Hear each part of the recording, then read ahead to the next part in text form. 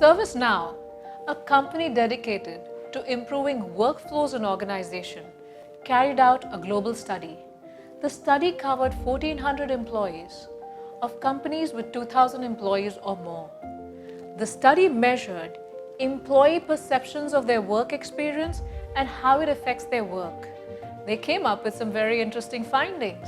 Between 50 to 50% of the employees interviewed did not believe that their employers were invested in improving their experience. They felt their opinions and points of view did not matter to their employers. They did not feel supported by their employers during urgent and important matters in their life. We do need to remember, as managers and employers, that the people that work for us are humans with a body, a mind, emotions, and soul. And these humans have needs. Great managers need to build a muscle for coaching, course correcting, and collaborating to cater to some of the very basic needs of employees as highlighted in the study. Now, most companies exist for profit.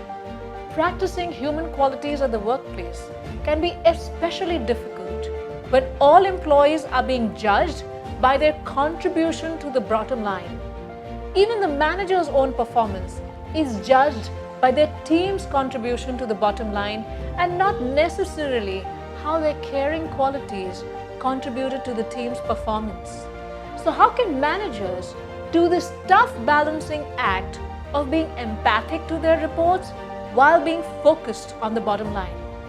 Managers need to realize that happy employees lead to a happy bottom line. Managers must first cultivate self-awareness of their emotions and how they deal with them. When they develop empathy and compassion for themselves, they can learn how to extend it to others. Managers need to make an attempt to observe and understand the core of their report's nature. And we need to give managers tools for that. What is the report's communication style? Upfront, formal, indirect? What is their pressure handling style? How do they deal with deadlines? How do they deal with conflicts and ideas? All of this observation needs to be done without any judgment. A sincere attempt to understand each of their reports. The manager needs to take on the role of a mentor, fan the good qualities, and coach the reports in areas of improvement. The reports need to feel that their manager is genuinely interested in their well-being and growth and is giving them the necessary support for that.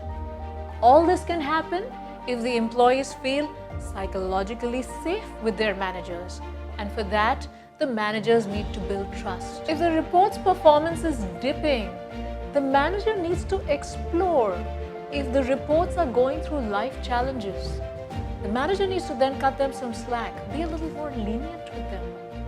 If managers have genuinely done these pieces over a specific period of time, earn the trust of their employees, they can easily then hold people accountable to the company's standards as well.